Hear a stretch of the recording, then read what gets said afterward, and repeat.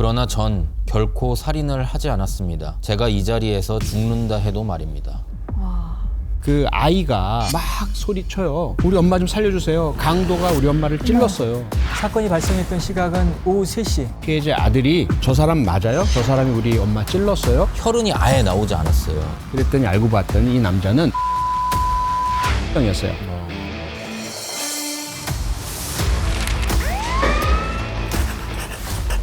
범죄자의 편지를 읽다. 표창원 소장님, 박경식 PD님, 그리고 오늘은 또 한 분이 더 계시죠. 재심 전문으로 알려져 계시지만 다양한 것들을 가능하게 하시는 저희 박준영 변호사님 반갑습니다. 재심으로만 국한되고 싶지 않습니다.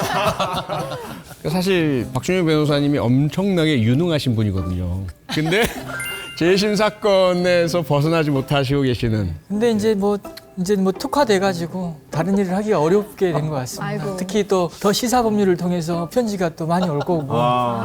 큰일 났네요. 저희가 또 일조를 하네요. 이게 이제 대부분 편지를 보면은 했으면서 이제 안 했다라고 하는 분들이 주로 많이 보내시는데 그쵸.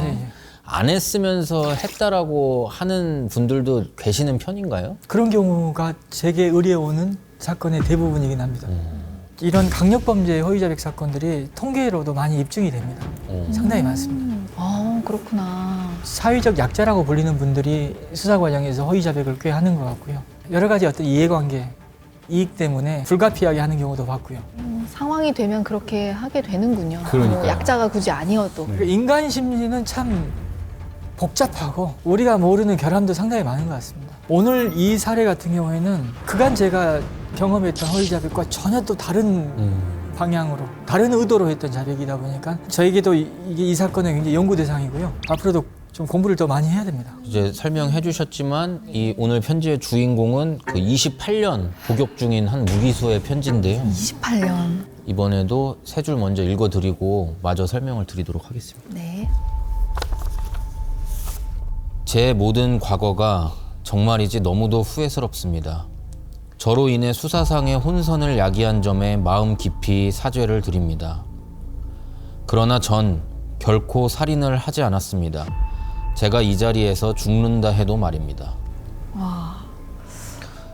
좀 다른 것 같아요. 네, 지금까지 달라요. 읽었던 편지랑은. 이렇게 조금 반성, 미안함, 잘못을 많이 드러낸 편지를 저는 좀 그동안은 못 봤던 것 같거든요. 처음인 것 같아요, 우리 거의. 이과에서는 처음이죠. 네, 처음인 것 점에서 같아요. 일단 조금 다른 것 같다라는 느낌이 들기는 하는데 어떤 사건인지 좀 간단히 설명 주시죠. 네, 이 사건 간단하게 좀 설명을 드리겠습니다. 1998년 초 대구는 연쇄살인의 공포가 엄습하던 시기였어요. 여기저기서 살인사건이 발생을 했는데 그러던 1월 초 어느 토요일이었습니다. 비디오 가게였어요. 주인 여성분께서 자신의 아들과 함께 가게를 보고 있었습니다. 네. 그러다가 대낮에 그 아이가 네. 밖으로 뛰어나옵니다. 그리고 막 소리쳐요. 우리 엄마 좀 살려주세요. 강도가 우리 엄마를 찔렀어요. 무려 그 당시에 피해 여사장님께서는 13군데나 칼에 찔린 상태였어요. 13군데네요. 네, 그런데 병원에 후송했지만 이미 사망한 상태였고요. 네. 그 신고가 들어간 순간 경찰관들이 쫙 배치가 돼서 불신검문을 했거든요. 불신검문이라는 게 지금은 없어졌지만 거동이 수상한 자, 의심스러운 자를 경찰관들이 신분 확인하고 또 소지품 확인하고 이러던 절차예요. 그때 이제 경찰관들이 거수자, 거동 수상자를 말합니다. 를 발견합니다. 그래서 이리 좀 오세요라고 제지를 하는데 네. 막 도망가요. 오. 그래서 막 추적하고 무전하고 연락해서 잡습니다. 네. 잡고 보니까 가방 안에서 칼 3자루가 발견이 돼요. 그랬더니 알고 봤더니 이 남자는 군대에서 탈영한 탈영병이었어요. 탈영병. 네, 탈영한 지 52일째 되던 날이었고요. 그래서 이 칼이 뭐냐라는 질문에 대해서 이 칼 가지고 협박하고 돈 뜯어서 그걸로 생활해 왔습니다. 훔친 돈으로 또한 도망다니며 살아왔던 네네. 거죠. 그리고 나서 이제 12시간 만에 비디오 가게 여사장에 대한 살인을 자백을 합니다. 그리고 앞서 말씀드렸죠. 함께 어린 아들이 있었다고 했잖아요. 네네네. 피해자 아들이 저 사람 맞아요? 저 사람이 우리 엄마 찔렀어요? 라고 얼굴을 확인을 합니다. 보고 해줬네요. 네. 네. 그리고 또 그 인근에 다방 여종업원들이 있어요. 현장 근처에서 수상한 남자를 봤는데 그 남자가 한쪽 귀에만 귀걸이를 하고 있었어요. 라는 진술을 해요. 근데 실제로 그 당시에 귀걸이를 하고 있었습니다. 그랬군요. 경찰은 이 탈영병을 비디오 가게 여사장 살인 사건 한 건으로 체포하고요. 피의자의 신병을 헌병에게 인계를 하게 되었죠. 군사 재판으로. 이제 알려진 거로는 세간에 이제 장미 비디오 사건으로 알려져 있고 이 사건을 이제 박준영 변호사님께서 지금 이제 재심을 청구하려고 준비 중에 있다고 합니다. 이 사람 이름이 이민형이죠? 이민형입니다. 네, 48살. 48살. 좀 덧붙여서 말씀드리면 1심에서 사형을 받았습니다. 사형을 받았는데 2심에서는 이제 범행을 부인했는데도 무기징역이 선고됐고요. 이제 대법원에서 이 판결이 확정된 사건입니다. 근데 12시간 만에 자백을 했는데 그러고 나서 또 갑자기 나는 사람을 죽이지 않았다 이렇게 번복을 한 건가요? 2심 때? 네. 사실 당시 자백한 내용도 그냥 자백이 아니라 매우 구체적인 자백 내용이었습니다. 자백 진술서를 한번 제가 한번 읽어드릴게요. 헌병대에서 제출한 진술서입니다. 2차 조사 때죠. 1998년 1월 3일 새벽부터 술을 마신 난 약 소주 2병 반과 맥주 1병하고 캔 합쳐서 6개 양주를 먹은 듯하다. 필름이 끊길 정도로. 하지만 시간이 지나갈수록 점점 생각난다. 내가 칼을 들고 피해자를 무자비하게 찌르던 모습이 말이다. 아마 그녀와 난 흥분된 상태일 것이라 생각된다. 그리고 뜨거운 피와 돈을 찾기 위해 피 속을 돌아다니던 내 악귀 같은 모습, 아이의 우는 얼굴, 피를 닦으며 가게를 벗어나던 내 모습이 생각난다. 다음 날 피 묻은 옷과 신발을 비닐에 꼭꼭 싼 채 두류공원 쓰레기통에 버리던 모습까지. 그리고 1월 5일 또 다른 곳을 돈을 훔치기 위해 돌아다니다 경찰에게 잡히던 모습도. 그 모든 것이 답답하기만 하다. 하지만 나도 모든 것이 생각날 것이다. 그럴 날이 빨리 오길 빈다. 이런 내용이었습니다. 내용만 들어선 되게 끔찍한데 뭔가 막 영화의 한 장면을 막 묘사하는 듯한 느낌도 들거든요. 자백이라 하기에 살짝 조금 뭔가 이상한죠, 그죠? 약간 그 이유는 아마도 이제 술에 취해 있다라는 게 좀 결정적인 것 같은데요. 구체적인 거는 생각나지 않지만 본인이 이렇게 정신을 차려보니까 대구의 어떤 공중 화장실 아니었고 손을 보니까 피가 굳어서 이렇게 묻어 있었던 게 보였다. 뭐 이제 그래서 뭐 피 묻은 옷이나 신발, 뭐 칼 이런 거는 다 뭉쳐서 어딘가에 버리고 돌아다니다가 이제 불신검문에서 걸렸다라고 이제 주장을 하고 있는 거예요. 근데 이게 다 이렇게 구체적으로 그 당시에는 얘기를 했는데 이게 다 이제 허위 자백이다라고 주장하는 상황인 거거든요. 재심을 지금 준비하고 있다고 하시는데 네. 사실 저희가 편지를 굉장히 많이 읽었어요. 범죄자의 편지를. 네. 이제 그러다 보면은 거짓말하는 경우들이 굉장히 많고 굉장히 교묘하게 이렇게 포장하는 경우도 많고 해서 억울하다고 모두가 얘기하고 있지만 정말 억울한 건지 이게 구분이 잘 안 갈 때가 많거든요. 재심을 청구하겠다는 판단에서 가장 큰 부분은 사건 기록을 보면서 참 문제 많은 사건이다. 문제가 엄청납니다. 수사와 재판 과정 전반의 문제가 심각합니다. 이제 군사 재판의 어떤 그런 문제점도 많이 담겨 있고요. 그 사건 기록에는 본인이 직접 써서 사건의 문제점을 구체적으로 적어낸 항소이유서와 상고이유서가 있었습니다. 항소이유서입니다. 진짜 이게 손글씨로 돼 있네요. 네, 다 손글씨로 이렇게 되어 있습니다. 지금 이렇게 직접 좀 다 쓰신 거네요. 펼쳐보자면 여기 그림까지 이렇게 그려져 있는데 이것도 본인이 그린 거예요? 본인이 직접 그린 그림입니다. 근데 국선 변호인이 있었다고 했는데 이거는 같이 내지 않았었다는 거네요, 그러면? 항소이유서는? 변호인은 항소이유서 안 썼습니다. 그냥 본인이 그냥 본인이 이렇게. 써서 냈고 변호인은 이 항소이유서를 제대로 보지도 않은 것 같아요. 변호인도 유죄 심증을 갖고 있었어요. 그랬군요. 그런 사건입니다. 네. 어떤 내용인지 한번 읽어봐 주시면 좋을 것 같아요. 네, 한번 읽어보겠습니다. 이게 항소심 때 재판부에 쓴 편지라고 되어 있는데요. 네. 98년 1월 5일 수사관들은 검거된 저를 대구 지역에 발생했던 살인사건 용의자로 생각하고 범죄 사실에 대하여 추궁하기 시작했습니다. 그들은 제게 칼로 사람을 찔렀느냐고 물어왔고 저는 아니라며 극구 부인을 했습니다. 수사관들은 저를 본 증인이 있다며 으름장을 놓았지만 저는 하지 않은 사실에 절대 아니라고 했습니다. 수사관 중 한 명이 제 뺨을 마구 때렸습니다. 그리고 다른 수사관들은 강목을 꿇어앉은 저의 무릎 사이에 끼워 넣고 체중을 실어 짓밟아대기 시작했습니다. 그래도 제가 계속 부인하자 제 뺨을 치던 수사관이 어디로 가더니 죽도를 가져와 제 등을 내리쳤습니다. 하지만 전 계속 부인했습니다. 그러자 수사관들은 다시 죽도로 제 성기를 마구 찍어대며 강목을 낀 제 무릎을 짓밟았습니다. 또 수사관들은 제게 삼청 교육대식 고춧가루를 푼 물고문을 하겠다고 협박을 했습니다. 수사관들은 이렇게 저에게 구타를 하는 사이사이 혹여나 상처가 나지 않았을까 옷을 들추며 확인까지 했습니다. 조사를 끝내고 헌병대로 넘어가기 전 형사 2명이 제 양팔짱을 끼고 어디론가 향했는데 문을 열자 수많은 취재진이 있었습니다. 취재진의 수많은 질문에도 제가 답을 안 하자 갑자기 이민영이 목소리 터져 나왔습니다. 그러면서 제 입이 열렸고 몇 번의 문답이 오갔는데 그 내용은 잘 기억이 나지 않지만 단 하나 기억나는 것이 있습니다. 무슨 질문인지는 모호한데 제 대답이 누군가 다른 한 사람, 진실을 알고 있을 겁니다 였습니다. 이에 어떤 기자가 그럼 본인이 죽이지 않았다는 말이냐라는 질문을 하자 아닙니다. 제가 죽였습니다 라고 답변하며 취재가 끝난 걸로 기억합니다. 근데 이렇게 그림으로 보니까 너무 끔찍한데 이게 98년도에도 이런 일이 있었다는 게 믿기지가 않거든요. 90년대 전반, 2000년대 초 정도까지만 해도 사실은 이런 형태의 자백을 이끌어내기 위한 고문 강압, 잠 안 재우기 이런 형태들이 벌어졌었고요. 이유도 모르고 끌려가서 고문당하고 그러다가 이제 사망한 분도 있고 상당히 아픈 흑역사들이 있죠. 영화 재심 혹시 보셨어요? 예, 그럼요. 네네. 재심의 모티브가 되는 약초너구리 사건이 예. 2000년 8월 사건입니다. 더 뒤네요. 와, 2000년 2000년 바로 8월이구나. 2000년 8월 그 당시에 익산에서는 그쵸, 그 15살 소년을 여관으로 데려가서 폭행했잖아요. 맞아요.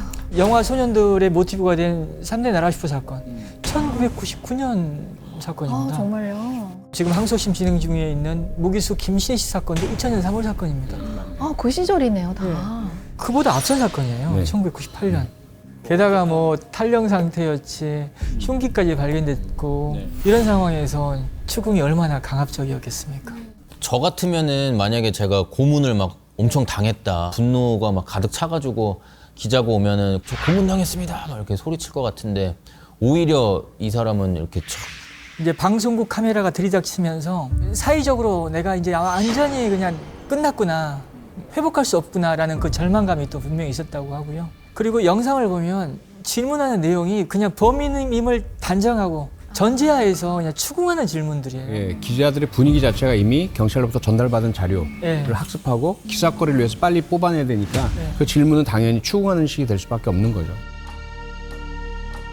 그러니까 뭐 혹시 가혹행위 겪은 것 있어요라고 묻는 질문이 하나라도 있었으면 잠 못 자고 폭행당했다는 얘기 할 수도 있었을 것 같은데 전혀 그런 질문이 아니라 범인을 몰고 가는 그런 질문이었습니다. 이제 잠도 못 잤다고 그러는데 뭐 얼만큼 잠을 못 잤길래 이런 일이 있었을까요? 이틀 동안 잠을 못 자는 고문을 받았다. 이런 내용이 있어요. 그 앞서 말씀하셨던 사례 중에 19살 소년이 화성 연쇄살인 사건, 9차 사건의 범인인 것처럼 됐을 때도 잠을 못 자서 그 이후에 허위 자백을 시킨 대로 다 합니다. 네. 잠을 못 잔다는 것이 상당히 심각한 문제가 되고요. 허위 자백 사례가 일어나게 됩니다. 그렇죠? 예, 입대 당시 66kg였다고 합니다. 근데 이 검거될 당시에 몸무게가 52kg 정도. 그래서 50여일간의 도피 생활 기간 중에 14kg 이상이 빠졌던 거죠. 그러니까 완전히 그 생활이 많이 무너져 있는 상태였던 건 맞고요. 네, 근데 어쨌든 재판에서 유죄를 받으려면 뭐 성립돼야 되는 기본적인 요건들이 있잖아요. 예, 예. 뭐 뒷받침되는 사실들이 분명히 있었을 것 같거든요. 자백이 일단은 좀 굉장히 구체적이었고요. 그 네. 당시에는 예를 들면 이제 뭐 그 현장에서 쓰였다라고 보여지는 칼 모양에 대한 것도 이제 본인이 자백을 구체적으로 했고 증인도 나왔습니다. 이민형이 묘사한 칼을 현금과 함께 내가 도둑 맞았다라고 증언한 사람이 나오게 됩니다. 이 사람이 누구냐면 병원장인데요. 재판 과정엔 법정에 나와서 도둑 맞았다라고 증언을 하게 됩니다. 구체적이네요. 이런 부분들이 범인의 그 비밀의 폭로가 아닌가. 실제 경험한 사람이기 때문에 이런 진술을 하고 있는 것 아닌가라는 그런 의심을 하지 않을 수 없죠. 그렇죠. 그런 생각이 드네요. 이 비밀의 폭로는 대단히 중요하거든요. 네. 쉽게 말하면 범인밖에 알 수 없는 그렇죠. 이야기인 거예요. 네. 문제는 그것이 정말 범인만 알고 있는 거냐의 문제예요. 아, 그렇죠. 예를 들어 형사 혹은 수사관이 알고 있는 것이라면 어떤 경로로든 이 용의자에게 전달됐을 수가 있죠. 네. 그러면 그 사실을 이야기한다라고 해서 그것이 비밀의 폭로라고 할 수는 없는 거예요. 그렇죠. 예를 들자면 지금 아무도 모르는 시신이 어디 있어?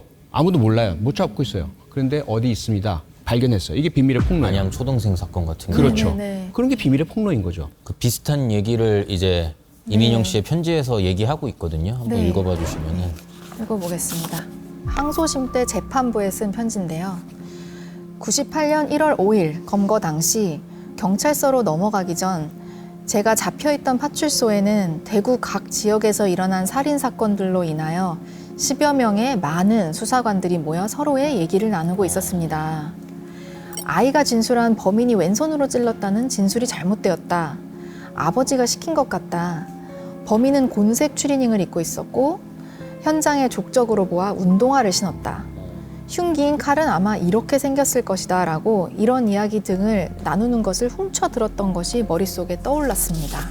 먼저 한 수사관에게 개별 수사를 요청했고 그 수사관에게 물어 사건 발생일을 알아낼 수가 있었습니다.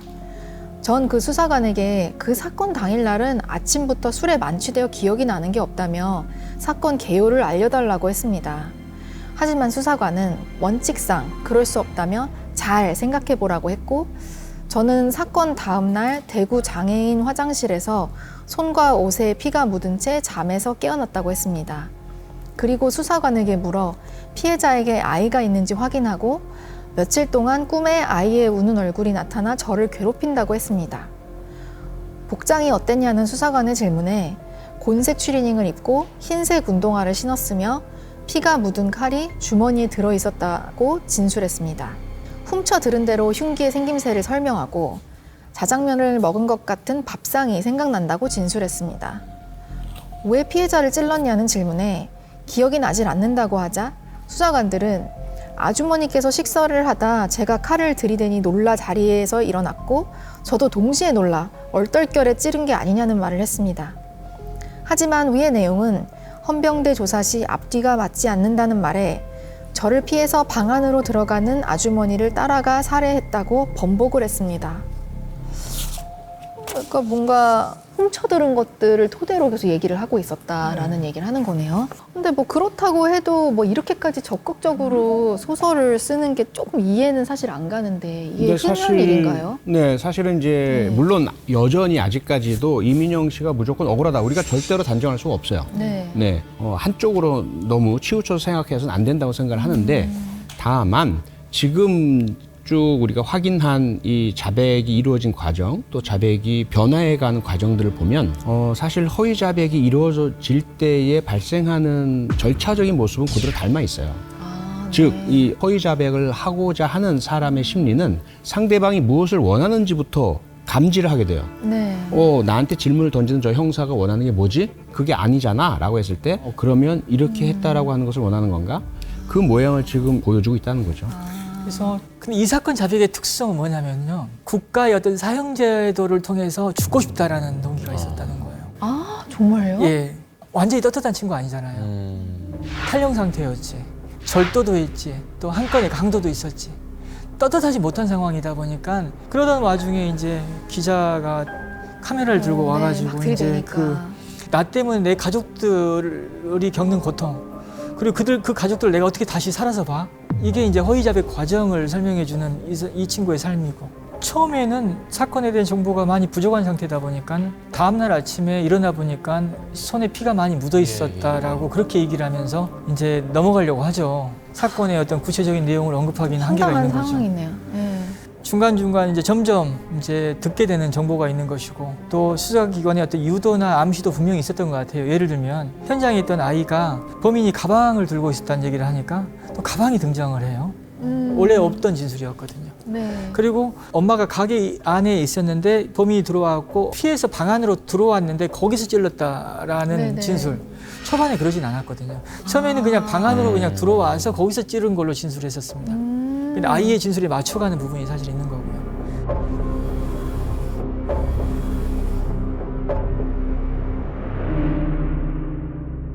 그리고 이 사건에서 이제 곤색 추리닝을 성폭행을 입은 사람이 범인이라고 특정되게 된 결정적인 근거는 뭐냐면은 사건 현장 주변에 살던 이웃 주민이 그 수상한 사람이 나오는 걸 봤거든요. 그 사람의 입고 있던 옷이 곤색 체육복이었던 겁니다. 네네.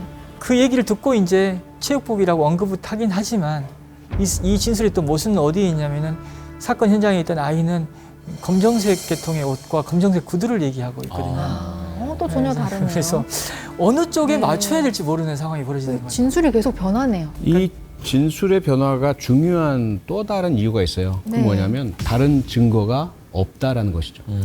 그런데 아까 분명히 이민영 씨가 검거될 때 가방에 칼이 이렇게 있었다고 했잖아요. 그 칼은 사용된 흔적도 전혀 없었고요. 아예 없고. 네. 피해자의 몸에 난 상처의 흔적과 맞지 않았습니다. 협박을 위한 도구로 썼던 거예요. 그럼 칼 세 자루가 다 깨끗했다는 이제 말씀이세요? 그걸로 누구를 찌르거나 뭐 이런 걸 전혀 아 그래서 병원장이 등장하고 막 이러는 거군요. 그렇습니다. 나중에. 다른 칼이 있어야 되는 거죠. 그런데 아무리 네. 수색을 해봐도 다른 흉기는 찾을 수 없었어요. 네네. 이렇게 진술을 계속 바꿔가면서 어디입니다, 어떻게 버렸습니다 했지만 못 어떻게 찾았고요. 이제 나중에 어떻게 이제 진술이 바뀌냐면은 체포되는 과정에서 도망가다가 길거리에 버렸다라고 하거든요. 아, 처음에는 옷이랑 같이 버렸다고 처음에는 하다가 옷이랑 같이 버렸다고 합니다. 처음에는 이 쓰레기통에 네, 버렸다고 네, 하는데 수색에도 안 나오죠. 안 나오니까 또 안 나오고 검거되는 과정에서 버렸다. 도망갈 때 이 사건이 이제 문제될 수 있겠다는 생각이 들어서 그냥 슉. 네. 달려가다가 버렸다라고 진술했는데 그것이 알고 싶다 방송 과정에서 만났던 경찰들 얘기는 차가 다니는 대로를 쭉 따라서 쫓아가거든요. 그리고 어둡지도 않았고 10m, 20m 정도 간격을 두고 쫓아갔기 때문에 그렇게 빨리 잡을 수가 있었다. 그 칼을 버렸다면 우리가 그걸 몰랐겠냐. 알았겠네. 그렇죠. 소리도 네. 크게 났을 거 아니에요. 그리고 이제 네. 외줄 가방을 메고 달리는 상황이었습니다. 그 상황에서 무슨 칼을 갖다가 빼가지고 유기할 수 있었겠냐라고 아, 네네. 그렇게 또 본인도 얘기하고 있고 그렇습니다. 네. 어쨌든 그래서 잡자마자 이제 경찰들이 손톱을 잘라서 다 이제 조사를 했다라고 네. 했거든요. 근데 혈흔이 아예 나오지 않았어요. 그날 방송에서 본 건데 만약에 진짜로 손에 피가 묻어 있었다라고 한다면 무조건 혈흔이 나올 수밖에 없는 구조더라고요. 이게 혈흔 검출 실험의 정확성, 민감도라는 게 아무리 이석을 해도 아무리 닦아내도 아예 그냥 검출 안 될 수 없다. 반응할 수밖에 없다라고 하더라고요. 그리고 이 친구 당시에 기자들 앞에서 인터뷰하던 영상을 보면은 이제 뒷수가 비춰진 상태거든요. 그때 그 뒷손을 비춰줘요. 그러면 손톱이 굉장히 깁니다. 아, 손톱이라는 게 우리가 손에 묻은 혈액은 닦아낼 수 있어요. 네. 하지만 손톱은 이 안쪽, 사이사이에. 이 안쪽 같은 경우에는 혈흔을 완벽히 제거하기는 어렵다고 합니다. 이 실험의 어떤 민감도에 대해서 그 당시 수사 과정이나 재판 과정에서 잘 몰랐던 것 같고요. 만약에 진짜 이분이 범인이 아니에요. 그러면 사건 당시엔 어딘가에 있었고 뭐 알리바이도 있을 거 아니에요. 예. 네. 자백할 때는 이제 술 잔뜩 먹었고 범행 후의 상황은 기억 안 난다라는 걸로 그렇게 정리했지만 이제 범행을 부인하면서 이제 살아야겠다는 생각을 하고는 그 사건 당일 행적에 대해서 구체적으로 언급합니다. 알리바이가 있군요. 또. 저는 98년 1월 3일 13시경 사건이 발생할 때 사건 현장이 있는 쪽에는 절대 간 적이 없습니다. 저는 98년 1월 1일 낮부터 1월 3일 오전 4시 30분에서 5시경까지는 대구역 부근 상호불상 여인숙에 투숙하고 있다가 밖으로 나왔습니다. 외로움과 그리움에 울적한 기분에 사로잡혀 있던 저는 정류장에서 한창 담배만 피워대다 북부 정류장 쪽으로 가기로 마음먹고 버스에 올랐습니다. 1월 3일 오전 7시 30분에서 8시경 북부 정류장에 도착한 저는 정류장 근처 오락실에 앉아 시간을 보내다 10시에서 10시 30분 사이에 몇 번 간 적 있던 만화방으로 들어갔습니다. 11시 30분경 중국집에 주문한 식사가 오자 식사를 하고 계속 책을 읽던 저는 13시에서 13시 30분경 주인 아저씨와 교대로 가게에 나오신 아주머니께 보증금식으로 얼마간의 돈을 맡기며 만화책과 무협지를 빌려 그곳을 나왔습니다. 그곳을 나오자 맞은편 슈퍼에 들어가 담배와 음료수 등 먹을 것을 사서 다시 여인숙에 들어갔습니다. 이때가 98년 1월 3일 14시경인데 사건 현장에서 저를 보았다는 다방의 여자가 진술한 시간대와 비슷합니다. 뭔가 알리바이가 있네요, 진짜. 사건이 발생했던 시각은 오후 3시, 2시경에는 여인숙에 들어갔다는 건데 여인숙이 있던 곳과 사건 현장까지는 버스로 이동하려면 한 30분 이상 소요되는 머네요, 그런 꽤. 곳이었습니다. 네. 더더군다나 만화방에서는 보증금을 맡기고 네. 다량의 책과 만화책을 빌렸다고 하지 않습니까? 네. 이게 기록이 안 될 리는 거의 없거든요. 네, 네. 만화방의 운영의 그렇죠. 특성상 가져가면 안 되니까. 그렇죠. 그럼 당연히 누가 얼마를 쓰죠. 맡기고 몇 개 가져갔다. 네, 당연하잖아요. 네, 네. 그리고 여인숙 같은 경우도 물론 확인해 보면 네, 예. 이게 확인될 수도 있는 소지가 분명히 있지 않습니까? 네, 예. 항소 이후소에 만화방 여인숙 주인을 불러서 증인으로 신문하면 내 알리바이를 입증할 수 있을 거다라고 네. 주장을 했던 겁니다. 실제로 여인숙 주인은 법정에 나왔는데 굉장히 위축되어 있었다고 합니다. 막 판사까지도 아주 강압적으로 겁이 나죠. 이제 몰아붙이니까 또 이 살인 사건의 증인으로 선다는 게 얼마나 이게 무섭죠. 본인에게는 힘든 일이었겠습니까? 네. 제대로 된 진술을 거의 못했어요. 아유. 현장 검증 과정에서 그 만화방 주인으로부터 그 장부를 입수합니다. 예, 장부에는 보증금 10,000원을 주고 1월 3일 날 만화하고 무협지를 10몇 권을 빌린 것으로 나와 있습니다. 네네. 그럼 맞는 거구만요. 또 빌린 시각이 아저씨랑 아주머니가 교대하는 시간이었다. 아니, 점심시간 무렵이었다라는 것도 또 진술을 확인이 해줘요. 됐고요. 아. 그래서 이 항소 이후소상의 알리바이 주장이 상당히 신빙성 있는 걸로 인정이 됐고 이 또 이 주장이 갖는 의미가 뭐냐면은 초기 자백에 술에 잔뜩 취해서 양주도 마시고 맥주 소주 막 마셔가지고 기억이 안 날 정도였다라는 진술이 사실이 아니다라는 사실이 걸로 아니네요. 또 연결해서 볼 필요가 있거든요. 직전에 어쨌든 만화책을 빌리고 했다라는 게 있는 거니까. 거기서 뭐 짜장면 네. 시켜 먹고 만화 보고 했는데 멀쩡했다는 거니까. 술에 잔뜩 취해가지고 거기 있었다라는 것과는 좀 거리가 멀지 않습니까? 이 이민영 씨는 뭐 칼 어디서 났냐 하고 자백은 해야 되겠고 해서 병원에서 현금과 함께 훔쳤다라고 그렇게 이제 둘러댔는데 아. 후비 이제 고시시다 보니까 병원 원장은 내가 그런 칼을 왜 가지고 있냐. 사실 경찰 수사 과정에서는 이 병원장이 그런 일 없다 아니다라고 부인을 했어요. 네. 메스 이런 것도 아니고 무슨 약간 영화에서 나오는 그런 칼이잖아요. 꺾이는 이제 접이식. 그러다가 이제 항소심 재판 과정에서 범행을 부인하면서 나 거기서 칼 훔친 적도 없습니다라고 주장하니까 그 병원 원장이 다시 법정에 서게 됩니다. 증언 때. 거기서 번복을 한 거기서 거군요. 번복을 한 거예요. 사실 칼 도난 당했다라고 하면서 그린 그림이 있는데 그 그림은 이민영 씨가 훔쳤다는 그 칼과는 전혀 다른 일반 과도를 또 그려놨어요.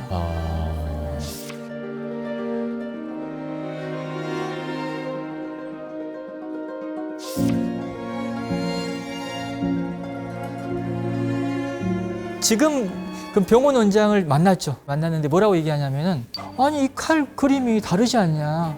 이건 버터플라이가 아니라 과도 아니냐 그냥. 그러면서 본인이 지적을 하는 거예요. 내가 외과 의사다. 칼에 정말 민감한 사람인데 난 이런 칼을 사본 적도 없고 가지고 있어 본 적도 없다라고 합니다. 혹시 법정에서 그렇게 내가 진술했다면은 그렇게 몰아가는데 그렇게 유도하는데 내가 그 의도에 따라가지 않았겠냐라고 그렇게 좀 무책임한 얘기를 사실 해요. 한 사람의 운명이 걸린 진술인데.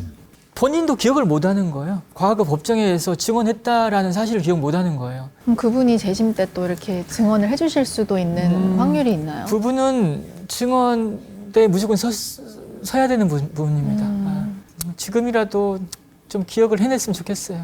그렇다면은 당시에 이민영 씨를 봤다고 했던 또 다른 목격자들이 잔뜩 있잖아요. 네. 그분들은 도대체 어떻게 특히 된 그 일이에요? 아들분. 네.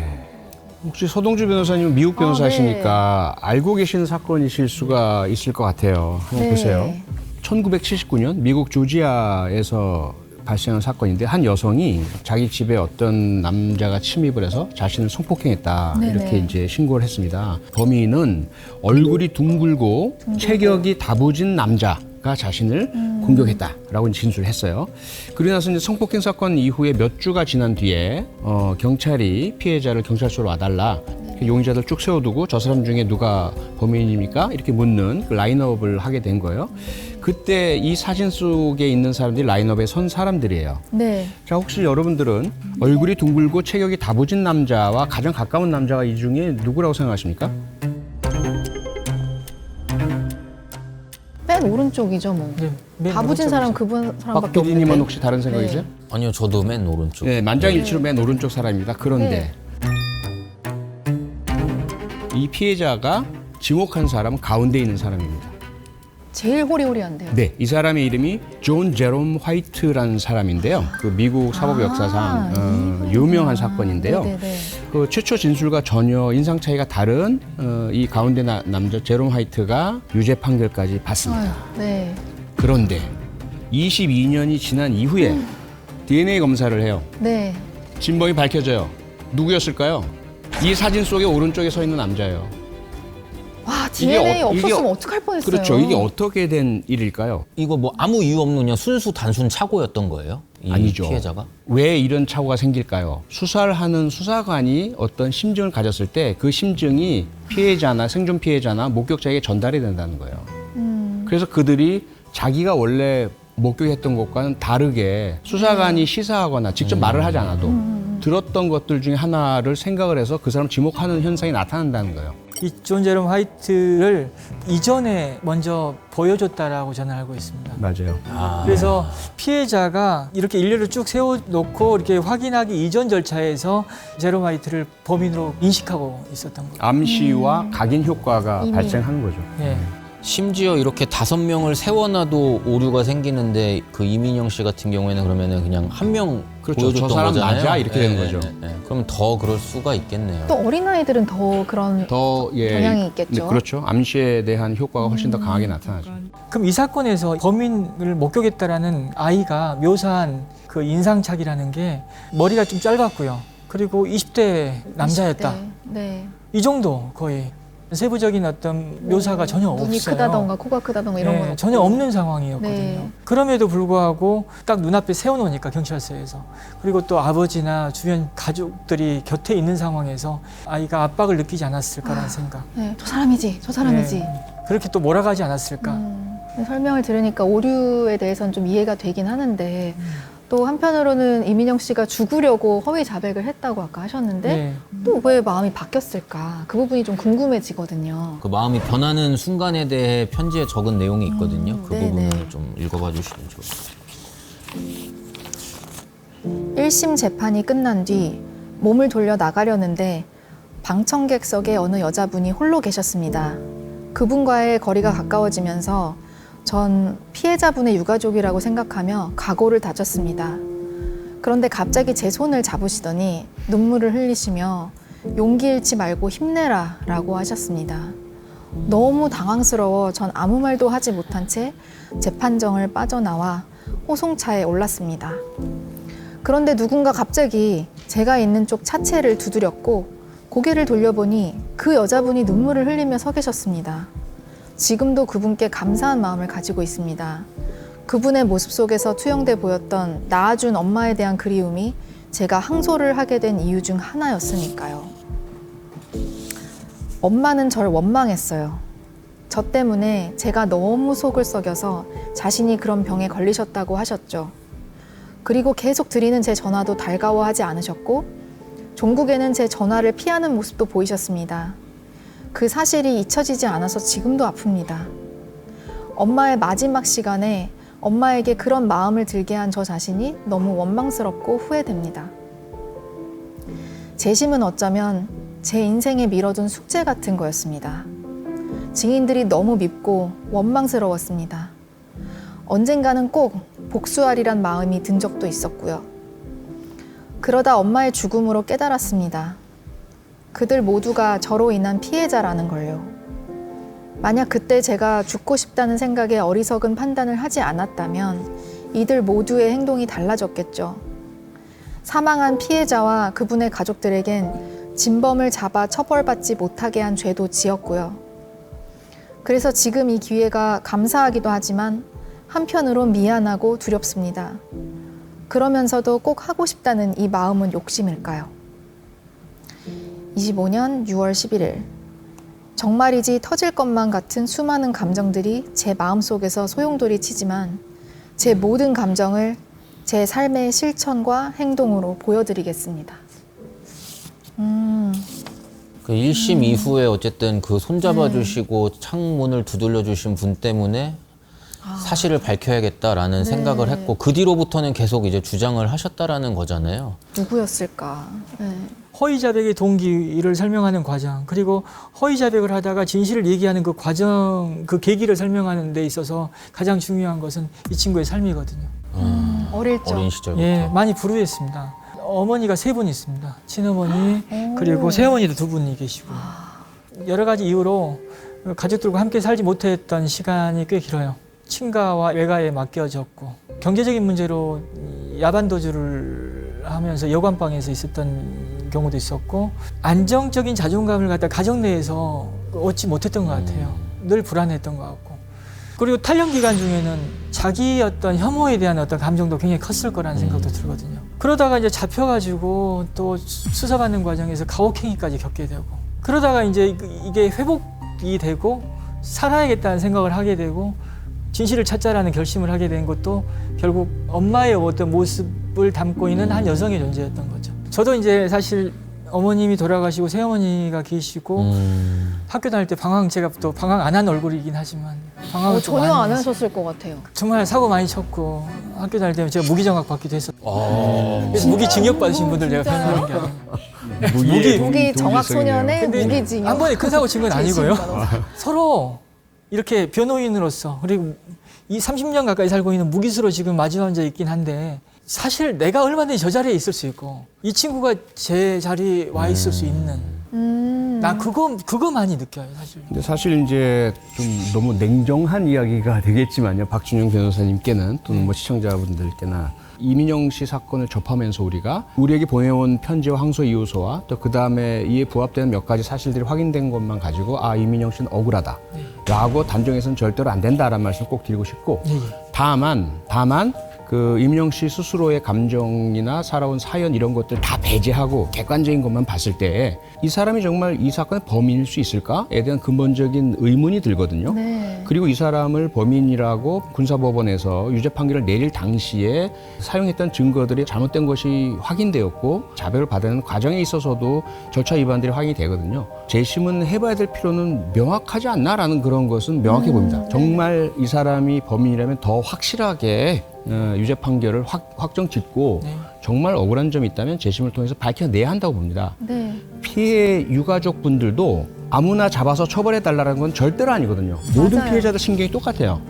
이민영 씨가 만약에 범인이 아니라면 범인 있을 거 아닙니까? 돌아다니고 있는 거 아니에요? 그럼요.